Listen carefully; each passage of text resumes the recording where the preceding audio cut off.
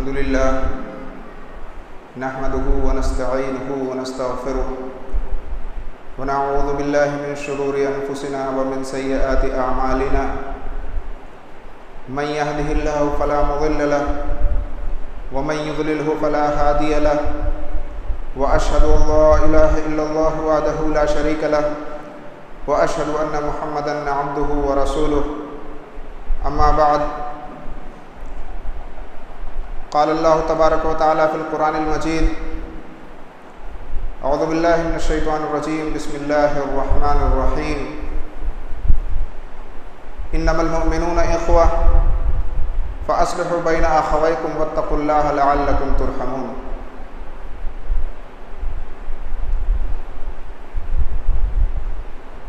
मोहतरम बुज़ुर्गों, नौजवान साथियों, आज की इस मजलिस के लिए जो उन्वान मुंतखब किया गया है वो है दौर हाजिर में इत्तेहाद के रास्ते। मोहतरम सामाईन, आज से 1400 साल कब्ल अल्लाह के रसूल सल्लल्लाहु अलैहि वसल्लम ने मदीने के अंदर एक इस्लामी हुकूमत का क़याम किया। अल्लाह के नबी सल्लल्लाहु अलैहि वसल्लम के बाद खुलफ़ाए राशिदीन रज़ियल्लाहु अन्हुम अजमाइन ने इस हुकूमत की बागडोर को संभाला। अल्लाह रब्बुल आलमीन ने उस हुकूमत को उरूज बख्शा। यह हुकूमत मदीने से निकलकर पूरे सहराए अरब में फैली और फिर सहराए अरब से निकलकर इस हुकूमत ने पूरी दुनिया के अंदर इस्लामी परचम को आम किया। उस ज़माने में खलीफतुल मुस्लिमीन का हुकूमत का तरीका ये था कि एक सादा, एक आम मुसलमान जितनी सादगी और कनात वाली ज़िंदगी गुजारता है, खलीफतुल मुस्लिमीन उससे भी ज़्यादा सादगी और कनात वाली ज़िंदगी गुजारा करते थे। हत्ता कि सीरत की किताबों से पता चलता है कि बैतुल माल में से तनख्वाह के तौर पर सिर्फ इतना ही लिया करते थे अपने लिए जितने में उनकी 2 वक्त की रोटी चल जाए। यह खलीफतुल मुस्लिमीन का हाल हुआ करता था। ना अपने लिए बड़े बड़े महल तामीर कराए उन्होंने, ना आलीशान दरबार सजवाए, लेकिन उसके मद्दे मकाबिल रूम और फारस के बड़े बड़े बादशाह ये अपनी बादशाहत का लोहा मनवाने के लिए बड़े बड़े आलीशान महल तामीर कराते थे, आलीशान दरबार सजवाते थे ताकि दुनिया उनकी बादशाहत का लोहा माने। उसके बावजूद उन बड़े बड़े महलों में, आलीशान दरबारों में जब खलीफतुल मुस्लिमीन का या मुसलमानों का नाम गूंजता, ये महल थर्रा उठते थे, यह आलीशान दरबार ये कांप उठते थे सिर्फ मुसलमानों का नाम सुनकर। वजह क्या थी? दुश्मनान इस्लाम के दिलों पर मुसलमानों का रोब और दबदबा इस कदर हावी था, मुसलमानों की इज्जत गैर मुस्लिमों के दिलों पर हावी थी। क्यों? क्योंकि ये कई अफराद की, ये हम मुसलमान उम्मत को ये कई अफराद की एक उम्मत नहीं तस्वुर करते थे। वो ये समझते थे कि ये पूरी उम्मत एक फ़र्द है। जिस तरह अगर आपके जिस्म पर वार किया जाए, आपका दाहिना या बायां हाथ आपके दिफा के लिए आगे आएगा, उसी तरह गैर मुस्लिमीन ये समझते थे कि मुसलमानों के अंदर इतना इत्तेहाद और इतना इत्तेफाक मौजूद है कि अगर हम एक मुसलमान को मारेंगे पूरे इलाके को बुरा लगेगा, पूरे मुल्क हमारे खिलाफ हो जाएगा, पूरी उम्मत ये हमारे खिलाफ खड़ी हो जाएगी अगर हम एक मुसलमान पर बेजा जुल्म करेंगे। किसी की इतनी हिम्मत नहीं होती थी कि वो बाज़ारों में जाकर किसी मुसलमान की तरफ आंख उठाकर देख ले। किसी की इतनी हिम्मत नहीं होती थी कि वो किसी मुसलमान औरत की इज्जत पर हाथ डाल दे। लेकिन आज सूरत हाल क्या है? पूरी दुनिया का आप मुताला कर लीजिए। मुसलमानों पर इस कद्र जुल्म के पहाड़ तोड़े जा रहे हैं। आप मुल्क इराक का वाकया देख लीजिए। आए दिन मुसलमान नौजवानों को गोलियों से भून दिया जाता है, मुसलमान औरतों की इज्जत पर हाथ डाल दिया जाता है, किसी को कोई परवाह नहीं है, किसी को कोई फिक्र नहीं है। जो मुल्क चाहता है उसमें अपनी फौजें उतारता है, उसके पेशानी पर एक बल नहीं पड़ता कि हम दुनिया वालों को क्या जवाब देंगे। जो मुल्क चाहता है मुसलमानों पर जुल्म करता है, उसके पेशानी पर एक शिकन नहीं पड़ती कि हम दुनिया वालों को क्या जवाब देंगे। शाम के अंदर आप देखिए, आए दिन खबरें आती हैं, मदरसों पर बम गिराए गए, छोटे छोटे बच्चों को मारा गया। और छोड़ दीजिए गैर मुल्कों के वाकयात, अपने मुल्क हिंदुस्तान के अंदर देखिए, आए दिन खबरें आती हैं, किसी ने भीड़ ने मिलकर किसी को पीट दिया, किसी मुसलमान को मार दिया गया, किसी औरत की इज्जत पर हाथ डाल दिया गया। पूरी दुनिया खामोश है, किसी को कोई फर्क नहीं पड़ता। उन्हें पता है, दुश्मनाने इस्लाम को पता है कि अगर हम किसी के पड़ोसी को मारेंगे उसके पड़ोसी को फर्क नहीं पड़ेगा। दो भाइयों के अंदर इख्तलाफ मौजूद है, एक भाई को मारेंगे दूसरे को फर्क नहीं पड़ेगा। उम्मत मुस्लिमा तो दूर की बात। तो आखिर ये दुनिया हमारी इतनी दुश्मन क्यों बनी हुई है? हमने तो दुनिया को एक ऐसा निज़ाम दिया कि अगर उस पर अमल किया जाता तो पूरी दुनिया के अंदर अमन शांति कायम हो जाती। हमने दुनिया को ऐसा मजहब दिया कि जो खालिस अल्लाह तक पहुंचाने वाला है। उसके बावजूद ये दुनिया हमारी दुश्मन क्यों बनी हुई है? इसलिए कि आपके सीनों में तौहीद मौजूद है, आप तौहीद के अलंबरदार हैं। उठाकर देख लीजिए आप हदीस की किताबों को। अल्लाह के रसूल सल्लल्लाहु अलैहि वसल्लम जब ताइफ में खड़े हुए, मक्का वालों से पूछा कि मक्का वालों मेरे बारे में क्या ख्याल करते हो? मक्का वालों ने कहा कि मा जर्रबना का इल्ला सिद्का, ऐ मोहम्मद हमने आपको जब भी तजर्बा किया, जब भी आजमाया, हमेशा आपको सादिको अमीन जाना। अल्लाह के रसूल सल्लल्लाहु अलैहि वसल्लम ने पूछा कि अच्छा ये बताओ कि अगर मैं कहूं कि इस पहाड़ी के पीछे एक लश्कर जर्रार मौजूद है जो अभी हमला आवर होने वाला है, यकीन मानोगे? मक्का वालों ने कहा कि ऐ मोहम्मद हमने आपको सादिको अमीन जाना। अब तक बात ठीक थी, मक्का वाले आप सल्लल्लाहु अलैहि वसल्लम की अमानत और आपकी सदाकत की गवाही दे रहे थे। जैसे ही अल्लाह के नबी सल्लल्लाहु अलैहि वसल्लम ने तौहीद का नुक्ता रखा, फरमाया कि मक्का वालों क़ूलू ला इलाहा इल्लल्लाह तुफ़्लिहू तमलिकुल अरब वल अजम, कि ऐ मक्का वालों तुम ला इलाहा इल्लल्लाह कह दो, सिर्फ ला इलाहा इल्लल्लाह कह दो, अरबो अजम के मालिक हो जाओगे, कामयाब हो जाओगे। वही मक्का वाले जो अल्लाह के नबी सल्लल्लाहु अलैहि वसल्लम की सदाकत और अमानत की गवाही दे रहे थे, वही आपको पत्थर मारने लगे, आपको गालियां देने लगे। इस वाक़ये से क्या पता चला? इस वाक़ये से ये पता चला कि जब तक आपके अंदर तौहीद है, जब तक आप तौहीद के अलमबरदार हैं, उसकी दावत देते हैं, ये दुनिया आपसे लड़ना बंद नहीं करेगी, ये दुनिया आप पर जुल्म सितम बंद नहीं करेगी। अल्लाह के नबी सल्लल्लाहु अलैहि वसल्लम की वो रिवायत याद आती है। अल्लाह के नबी सल्लल्लाहु अलैहि वसल्लम ने कहा कि क़यामत के करीब एक ऐसा ज़माना आएगा कि दुश्मनान इस्लाम, दूसरी कौमें तुम पर ऐसे ही टूट पड़ेंगी जैसा कि भूखे दस्तरखान पर टूट पड़ते हैं। साहबी रसूल ने कहा कि अल्लाह के रसूल, क्या उस वक्त तादाद में हम कम होंगे?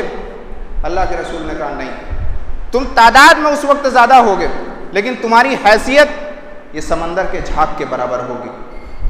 जिस तरीके से समंदर के झाग को पैरों से उड़ा दिया जाए, कुचल दिया जाए, किसी को कोई फ़र्क नहीं पड़ता, उसी तरीके से अल्लाह के नबी सल्लल्लाहु अलैहि वसल्लम ने कहा कि तुम्हारी हैसियत होगी। आज दुनिया के अंदर यही है। तो ये जुल्म सितम ख़त्म किस तरह से हो? इसका सिर्फ एक ही इलाज है, इत्तेहाद और इत्तेफाक। पूरी उम्मत का हर फर्द ये मानता है कि आज मुसलमानों को मुत्तहिद होने की ज़रूरत है, मुसलमानों को मुत्तफिक होने की ज़रूरत है। बड़ी बड़ी कॉन्फ्रेंसें की जाती है, बड़े बड़े जलसे किए जाते हैं इत्तेहाद और इत्तेफाक के ऊपर। इत्तेहाद कायम नहीं होता, इख्तलाफात बढ़ते जा रहे हैं। हम मुख्तलिफ़ जमातों में बटे हुए हैं, मुख्तलिफ़ फ़िरक़ों में बटे हुए हैं। एक फ़िरका दूसरे फ़िरके को काफिर कहने के लिए तैयार, एक फ़िरका दूसरे फ़िरके के कत्ल का फतवा देने के लिए तैयार। महल्ले वालों में इख्तलाफ है, घर घर में इख्तलाफ है, हत्ता के दो भाइयों के अंदर इख्तलाफ मौजूद है। तो इतने ज़्यादा इख्तलाफ और इंतशारात के बाद आज इत्तेहाद हो कैसे? मुसलमान आज मुत्तहिद हो कैसे? तीन निकात हैं, तीन चीज़ें। अगर तीन चीज़ें अगर हर आदमी सोच ले कि इन तीन चीज़ों को हमें बरूए खातिर लाना है, तो आज मसलकों के इख्तलाफात के बावजूद, आपसी इख्तलाफात के बावजूद आज इत्तेहाद व इत्तेफाक कायम हो सकता है। वो तीन चीज़ें क्या हैं? पहली चीज़ ये कि इत्तेहाद सिर्फ चिल्लाने से नहीं होता कि इत्तेहाद होना चाहिए, सिर्फ मान लेने से कि हम मुत्तहिद हैं, सिर्फ इत्तेहाद इससे नहीं होता। इत्तेहाद के लिए एक नुक्ता तय किया जाता है, एक ऐसा नुक्ता जिस पर तमाम मुसलमान मुत्तफिक और मुत्तहिद हो जाएं कि हम इस नुक्ते पर मुत्तहिद हैं। तो वो इत्तेहाद का नुक्ता होना क्या चाहिए? क्या कोई फ़ज़ाइल की ऐसी किताब मौजूद है जिस पर तमाम मुसलमान मुत्तफिक हो जाएं? क्या मसाइल की कोई ऐसी किताब मौजूद है जिस पर तमाम मुसलमान मुत्तफिक और मुत्तहिद हो जाएं? नहीं। कुरान करीम ये दुनिया की एक वाहिद ऐसी किताब है कि जिस पर तमाम मुसलमान मुत्तफिक और मुत्तहिद हो सकते हैं। तो पहले नुक्ता तय करने की ज़रूरत है कि इत्तेहाद का नुक्ता क्या होना चाहिए, एक बात। दूसरी बात यह कि हम अपने बुनियादी और गैर बुनियादी मसाइल के अंदर फ़र्क करें। हमारे जो बुनियादी मसाइल हैं उनके अंदर हम मुत्तफिक हो जाएं, और जो गैर बुनियादी मसाइल हैं अपनी मस्जिदों में उस पर बहस करें। जो आपसी इख्तलाफात हैं मसलक के अंदर, अपने मदरसों में उस पर बहस करें, अपने इस्लामी हलकों में अपने दीनी भाइयों की इस्लाह करें, लेकिन गैर मुस्लिमीन के दरमियान उसे ना आने दें। गैरों के सामने हम अपने बुनियादी मसाइल के अंदर मुत्तहिद और मुत्तफिक हो जाएं, और जो फुरूई मसाइल हैं उनको हम आपस में बहस करें। मिसाल के तौर पर मुल्क के अंदर अभी हाल ही में तलाक का मसला छिड़ा। जमीयत अहले हदीस के एक बहुत बड़े सरबराह ने यह बयान दिया, कहा कि हमारा मसला भले इसके ख़िलाफ़ है, लेकिन चूँकि गैरों का मामला है हम इस मामले में इन लोगों के साथ हैं। तो जो बुनियादी मसाइल हैं उस पर मुत्तफिक हो जाया जाए, जो गैर बुनियादी मसाइल हैं उनको गैरों के सामने ना लाया जाए। तीसरी चीज़ ये, किताब और सुन्नत के अंदर बहुत सारे ऐसे रास्ते अल्लाह रब्बुल आलमीन और अल्लाह के रसूल ने बतलाए हैं, जिन रास्तों पर अगर फ़र्दन एक एक शख्स, कोई बहुत बड़ी कॉन्फ्रेंस या जलसा कराने की ज़रूरत नहीं है, एक एक फ़र्द अगर उस पर कोशिश करे तो पूरी उम्मत के अंदर इत्तेहाद व इत्तेफाक हो सकता है। उन रास्तों को निकालने की ज़रूरत है। वो रास्ते क्या हैं? अल्लाह रब्बुल आलमीन ने सूरह आल इमरान आयत नंबर 104 के अंदर इरशाद फरमाया कि वलतकुम मिनकुम उम्मतुन यदऊना इलल खैर यामुरूना बिल मारूफ व यनहौना अनिल मुनकर उलाइका हुमुल मुफ्लिहून। तुम्हें एक ऐसी जमात होनी चाहिए जो लोगों को खैर की तरफ बुलाए, भलाई की तरफ बुलाए, खैर की दावत दे। यामुरूना बिल मारूफ, अच्छाई का हुक्म दे, व यनहौना अनिल मुनकर, बुराई से रोके। इस आयत से इत्तेहाद कैसे कायम हो सकता है? तमाम जो बड़े बड़े मसलक हैं उनमें जो बड़े बड़े उलमा हैं वो मुत्तहिद और मुत्तफिक हो जाएं किन मसाइल पर? मुसलमानों के अंदर जो बड़ी बड़ी खराबियां मौजूद हैं। मिसाल के तौर पर मुसलमानों में बेनमाजी बढ़ रहे हैं, मुसलमानों में शराबखोरी आम हो रही है, ज़िनाकारी आम हो रही है, बेहयाई आम हो रही है। ज़रूरत इस बात की है कि तमाम मसालिक के बड़े बड़े उलमा मिलकर मुसलमानों की इस बड़ी परेशानी को दूर करें। इससे एक इत्तेहाद और इत्तेफाक का माहौल बनेगा। और ये कोई ऐसी चीज़ नहीं है जो प्रैक्टिकल नहीं है। हिंदुस्तान के अंदर बहुत सारे ऐसे मसाइल हैं जब तमाम मसलकों के उलमा खड़े होकर एक दूसरे के साथ मिलकर उन्होंने उन मसाइल को हल किया है। आज़ादी से लेकर अब तक बहुत सारे ऐसे मसाइल मौजूद हैं हिंदुस्तान के अंदर, तारीख़ मौजूद है कि जिनमें उलमा, तमाम मसालिक के बड़े बड़े उलमा ने मिलकर उस मसले को हल किया है। तो ज़रूरत आज भी इस बात की है कि मुसलमानों के जो बड़ी बड़ी ख़राबियाँ मुसलमान माशरे में पाई जाती हैं उनको इस तरीके से हल किया जाए। और जहाँ तक अम्र बिल मारूफ़ और नही अनिल मुनकर की बात है, इस्लाम ने नेकी के ताल्लुक़ से जो कॉन्सेप्ट आपको दिया है वो कॉन्सेप्ट शायद ही किसी मज़हब में आपको मिलेगा। सही मुस्लिम की हदीस अल्लाह के नबी सल्लल्लाहु अलैहि वसल्लम ने फरमाया कि मन दल्ला अला खैरिन फलहु मिस्लु अज्र फ़ाइलिही, जिसने किसी नेक काम की तरफ उभारा उसे उतना ही सवाब मिलेगा जितना करने वाले को मिलेगा। आपको कोई नेकी का काम पता है लेकिन आपके पास वसाइल नहीं मौजूद हैं, आपके पास ताकत नहीं मौजूद है। आप किसी दूसरे शख्स को देखते हैं, उसके पास वसाइल मौजूद है, उसके पास ताकत मौजूद है, वो कर सकता है, आपने उसे नेकी का काम बतला दिया, तो जितना करने वाले को सवाब मिलेगा उतना ही बतलाने वाले को सवाब मिलेगा। अब इससे एक फ़ायदा ये भी होगा कि एक नेकी की तरफ उभारने का माहौल बनेगा।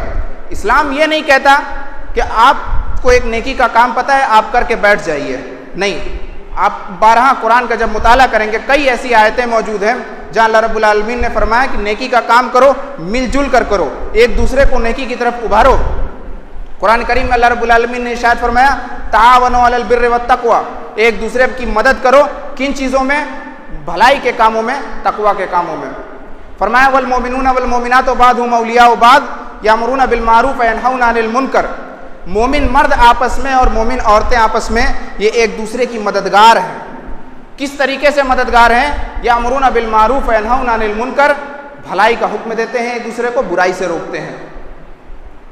ऐसी बहुत सारी आयतें और हदीसें आपको मिलेंगी जिसमें अल्लाह के नबी सल्लल्लाहु अलैहि वसल्लम ने फरमाया कि भलाई की तरफ उभारो, इससे इत्तेहाद और इत्तेफाक कायम होगा। दूसरी चीज़, अल्लाह के नबी अल्लाह रब्बुल आलमीन ने सूरह हुजरात के अंदर इरशाद फरमाया इन्नमल मोमिनूना इख्वा फास्लिहू बैना अखवैकुम वत्तकुल्लाह लअल्लकुम तुरहमून।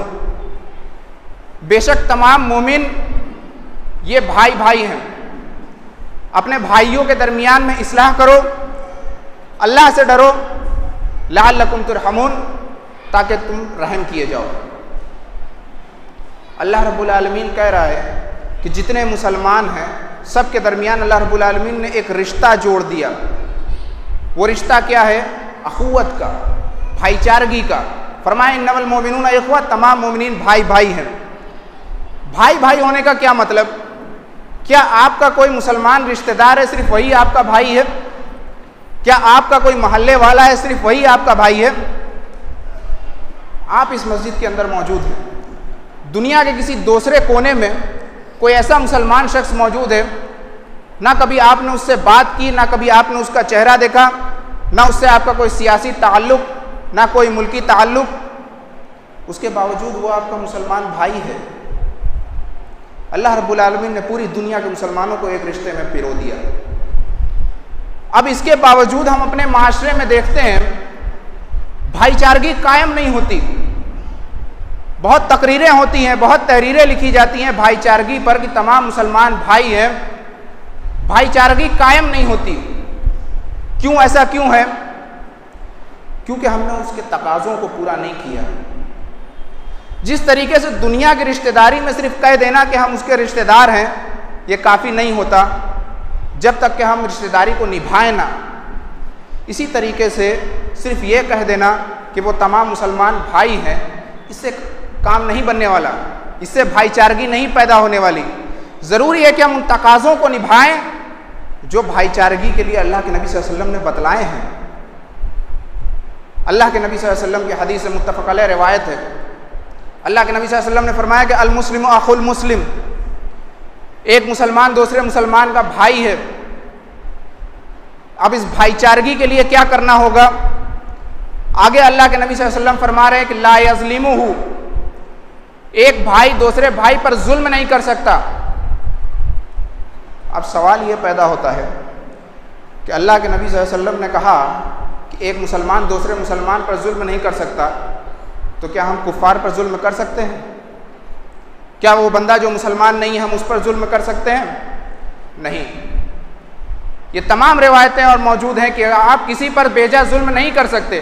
उसके बावजूद अल्लाह के नबी सल्लल्लाहु अलैहि वसल्लम ने कहा यहाँ पे इस हदीस में कि अल मुस्लिम अखुल मुस्लिम, मुसलमान मुसलमान का भाई है। उसके बाद फरमाया ला यज़लिमुहु, एक मुसलमान दूसरे मुसलमान पर जुल्म नहीं करेगा। इसका मतलब यह हुआ कि अगर माशरे के अंदर जुल्म फैलेगा, भाईचारगी ख़त्म होगी।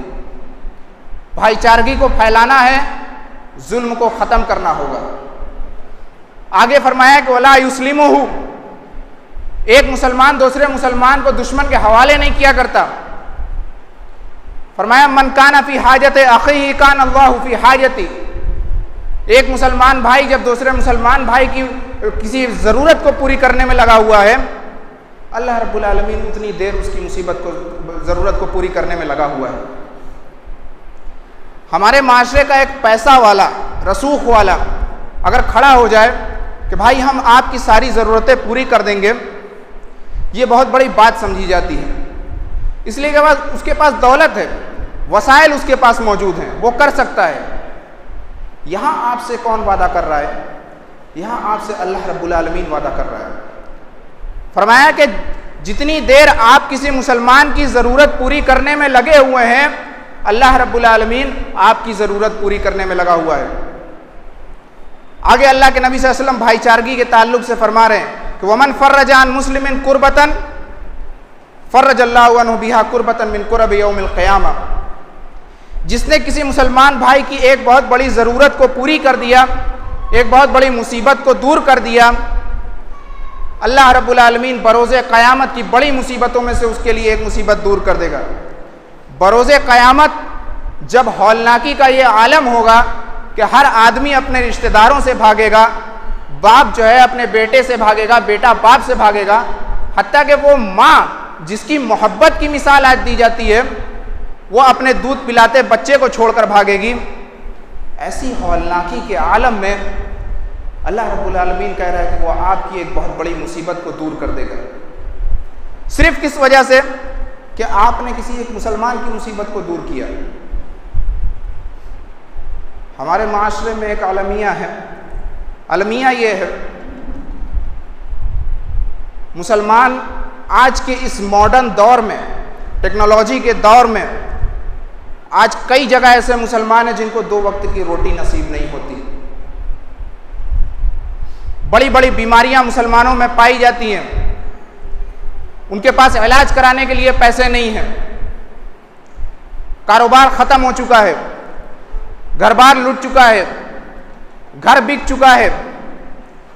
हत्ता के कई मकामात पर तो जो वहाँ की औरतें हैं, वो ऐसा मैं कहना नहीं चाहता, इतनी बदतर हालत है मुसलमानों की। आज के इस दौर में पहनने के लिए कपड़ा मैसर नहीं है कई मुसलमानों के पास, और हम 10-10 लाख रुपए, 20-20 लाख रुपए लेकर जलसा कराते हैं, बड़ी बड़ी कॉन्फ्रेंसें कराते हैं। क्या अल्लाह रब्बुल आलमीन इस ताल्लुक से हमसे सवाल नहीं करेगा? हमारा जहन इस तरीके से बन गया है कि अगर हमारे मोहल्ले का कोई शख्स खुददार है, वो हमारे सामने हाथ नहीं फैलाना चाहता, हम उसे मरने के लिए छोड़ देते हैं। हम मदद उस वक्त तक नहीं करेंगे जब तक वो हमारे दर पे ना आए, हमारे सामने वो हाथ ना फैलाए, तब तक हम उसकी मदद नहीं करेंगे। ये हमारा जहन बन गया है। आगे अल्लाह के नबी सल्लल्लाहु अलैहि वसल्लम इत्तेहाद और इत्तेफाक के ताल्लुक से फरमा रहे हैं कि वमन सतरा मुस्लिमन सतरल्लाहु यौमुल क़ियामा, जिसने किसी मुसलमान के ऐबों को छुपा लिया, उसके राजों को छुपा लिया, अल्लाह रब्बुल आलमीन बरोज़े क़यामत जब एक आदमी अपने नामे आमाल को लेकर अपने रिश्तेदारों से भागेगा, कहीं कोई देख ना ले कि हमने क्या आमाल किए हैं इस दुनिया के अंदर, उस वक्त में अल्लाह रब्बुल आलमीन कह रहा है कि वो मुसलमान किसी मुसलमान के राज को छुपा लेगा। ऐसा मुसलमान जिसने किसी दूसरे मुसलमान के राजों को छुपा लिया, अल्लाह रब्बुल आलमीन उसके राजों को छुपाएगा। हमारे माशरे में ये है, हम अगर किसी को कोई बात बतला दें कि भाई मैंने ये बात तुम्हारे साथ शेयर की है, इसे किसी से बतलाना मत, कुछ ही वक्त गुजरेगा कि तमाम लोगों को वो बात पता चल जाएगी। उसने वादा किया है कि नहीं बतलाऊंगा, उसके बावजूद तमाम लोगों को ये बात पता चल जाती है। कुरान करीम में अल्लाह रब्बुल आलमीन फरमा रहा है ऊफू बिल अहदी इन्नल अहद काना मस्ऊला, तुमने जो अहद व पैमान किया है उसे पूरा करो। क्यों पूरा करो? इन्नल अहद काना मस्ऊला, इस पर तुम्हारी पकड़ होगी, तुमसे सवाल किया जाएगा कि तुमने जो अहद व पैमान किया उसे तोड़ा क्यों।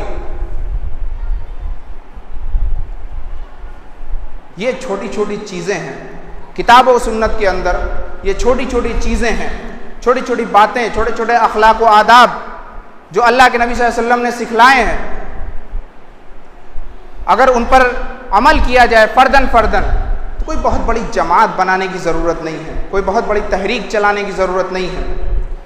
अपने आप ये इत्तेहाद और इत्तेफाक कायम हो सकता है अगर इन चीज़ों का ध्यान रखा जाए, इन चीज़ों पर अमल किया जाए। अल्लाह के नबी सल्लल्लाहु अलैहि वसल्लम की एक और रिवायत है कि ला युमिनु अहदुकुम हत्ता युहिब्बु li अखीही मा युहिब्बु li नफ्सी। मेरा ये मानना है कि अगर सिर्फ इस रिवायत पर अमल किया जाए तो माशरे की 90% बुराइयां ये ख़त्म हो सकती हैं। किस तरीके से? अल्लाह के नबी सल्लल्लाहु अलैहि वसल्लम ने फरमाया कि तुम में से कोई उस वक्त तक मोमिन नहीं हो सकता जब तक कि अपने भाई के लिए वही पसंद करे जो अपने लिए पसंद करता है। कोई शख्स ये पसंद करेगा कि उस पर जुल्म किया जाए, कोई शख्स ये पसंद करेगा कि उसका माल हड़प लिया जाए, भरी महफिल में उसकी इज्जत को उछाला जाए, कोई शख्स ये पसंद करेगा। अल्लाह के नबी सल्लल्लाहु अलैहि वसल्लम यहाँ यही बतलाना चाह रहे हैं कि तुम में से कोई उस वक्त तक कामिल मोमिन नहीं हो सकता जब तक कि अपने भाई के लिए वही ना पसंद करे जो अपने लिए पसंद करे। लिहाजा ये बात पता चली कि अगर इन छोटी छोटी चीज़ों पर अगर अमल किया जाए तो पूरी दुनिया के अंदर इत्तेहाद कायम हो सकता है। हम हिंदुस्तान के अंदर रहते हैं, ये एक जमहूरी मुल्क है। बड़े बड़े सियासतदानों ने और मुर्रखीन ने लिखा है कि किसी जमहूरी मुल्क के अंदर अक़लियतों की बका के लिए ज़रूरी है कि वो इंतखाब के वक्त अपना इत्तेहाद व इत्तेफाक दिखाएं। अभी हाल ही में हिंदुस्तान में इलेक्शन चल रहे हैं, चुनाव चल रहा है। यही सूरत है, यही मौका है मुसलमानों को इत्तेहाद व इत्तेफाक दिखलाने के। आज जो मुसलमानों की हालत है हिंदुस्तान के अंदर, वो किसी से ढकी छिपी नहीं है, वो बिल्कुल आया है। अगर इसके बावजूद हम गफलत में पड़े रहें तो ये हमारी गलती है। चूँकि मेरा वक्त हो चुका है, आखिर में अल्लाह रब्बुल आलमीन से दुआ करता हूँ कि अल्लाह रब्बुल आलमीन पूरे मुसलमानों को मुत्तहिद कर दे, मुत्तफिक कर दे। हम सबको जब तक ज़िंदा रख, नमाजी बनाकर ज़िंदा रख, ईमान पर ज़िंदा रख। जब ख़ात्मा हो तो ईमान बिल खैर पर हो। आमीन। व आखिरु दावाना अल्हम्दुलिल्लाहि रब्बिल आलमीन। अस्सलामु अलैकुम व रहमतुल्लाहि व बरकातुहू।